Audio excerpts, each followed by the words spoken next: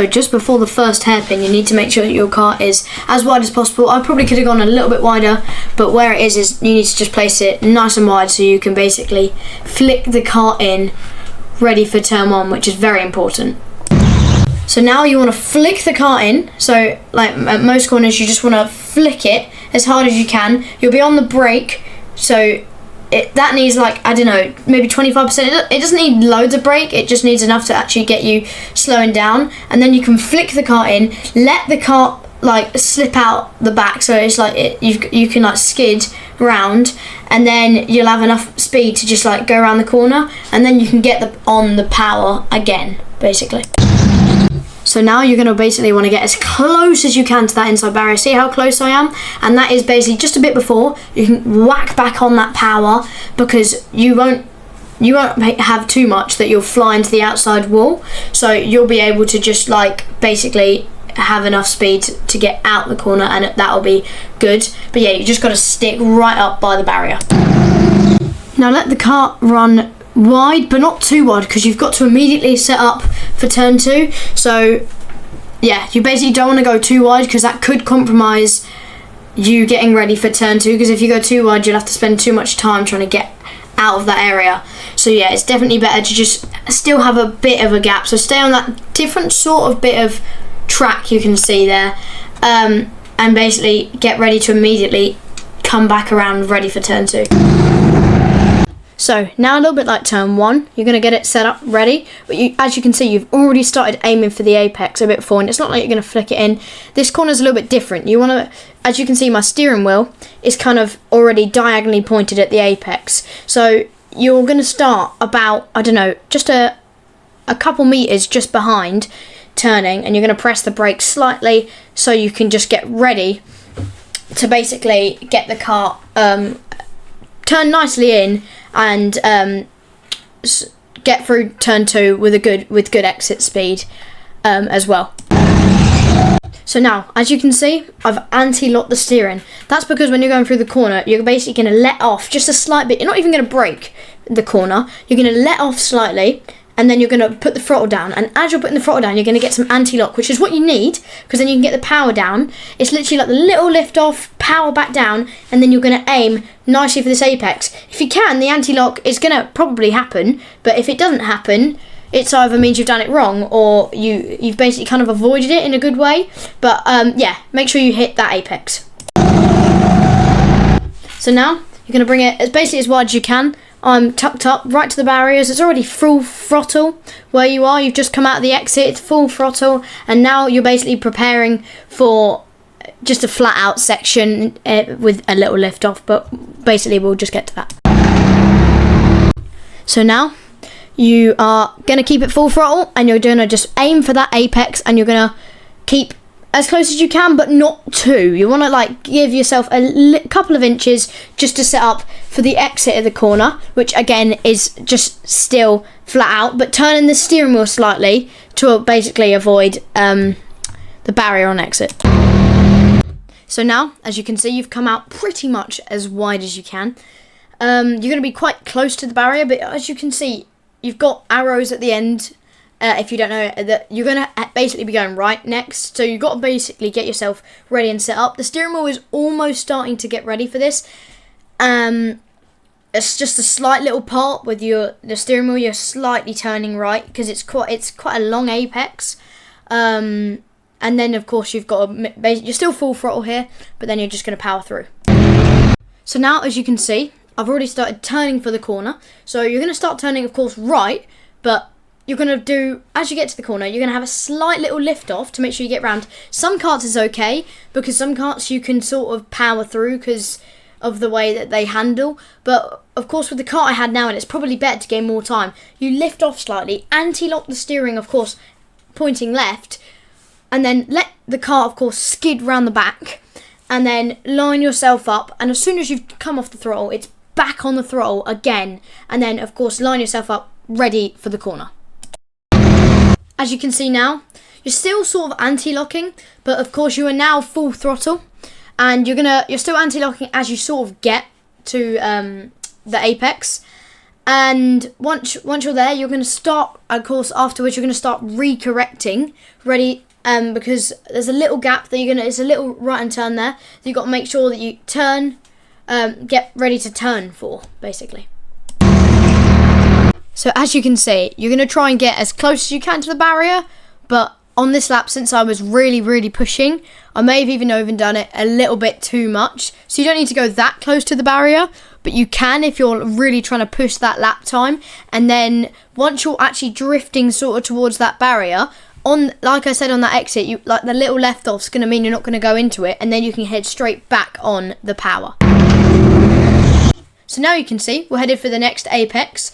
We are not as wide as we could be, but you don't need to be that wide, because when you're coming into this corner, you're going to try and make it as short of a distance as possible. So you're still going to stay wide, but not too wide. Then you're going to get on the brakes, not a lot, but you're going to be like maybe 2 seconds of the brakes, maybe even less than that. So then you can get the car ready to do like the drift that I've been showing you. So as you can see, as we were heading to this point in the middle of the apex, the steering wheel, I started like pointing it the other way because I'd already done the initial gist of the movement. So now you can counteract it. So right now, the steering wheel's already pointing the opposite direction. But because you've already got that lock going the other way, it kind of counteracts it, which means you can perfectly skid round. At this point, already get on that power so you can power back up the hill.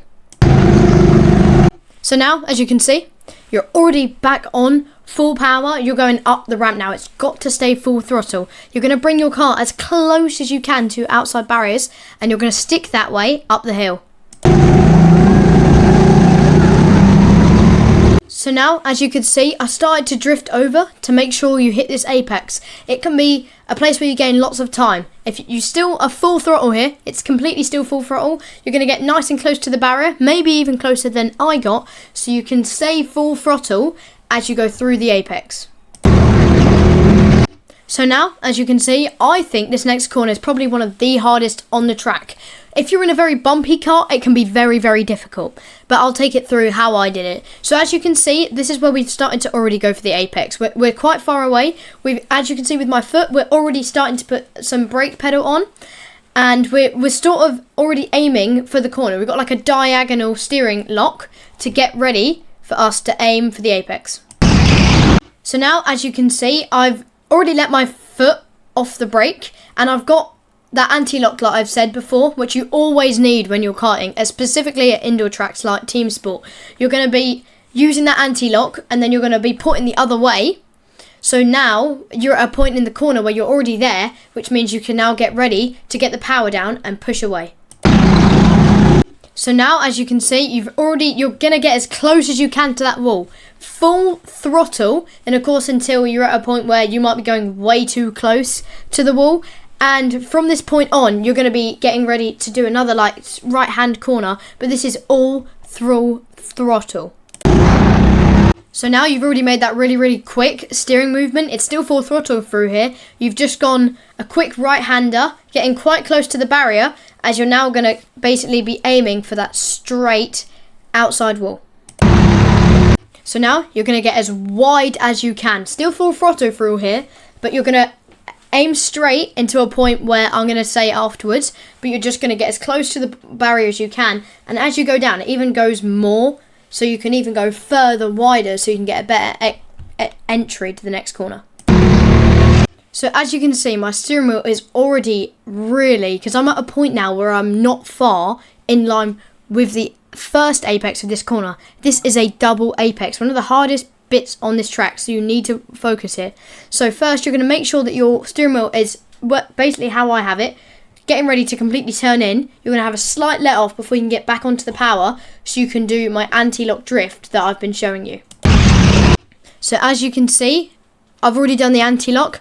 I've got the steering wheel with the initial turn, and now you're drifting. You can, if you're a little bit heavier, just like drive around the corner. So there is a different option that if you go to see another track guide, people that are a bit heavier may take the corner a bit wider and not as drifty like how I do. So when you are like a lighter person, you will be able to like bring the car in more of a drifty way, so you can have that rear out, because then it gives you such a better entry for the second double apex. So you want to like start using that anti-lock ready so you can get a straight shot for for basically so you can hit the second part of the apex. So now as you can see, you're back full throttle. You've had that little let off in the middle of the corner, so now you can go straight back on the throttle. As you can see, I'm getting as close as I can to this barrier because you're going to need to set up for the next left-hander after this. So you've got the steering wheel like even pointing to the right when you're already right next to the barrier, and then you're full throttle out of that corner. So now as you can see, I've moved the steering wheel even more back that way, so I've come back in ready for the next apex, as this left-hander is quite a tight corner, and I've stuck right up to the right-hand side barrier, still full throttle. So as you can see, you've got to get very, very close to that inside wall.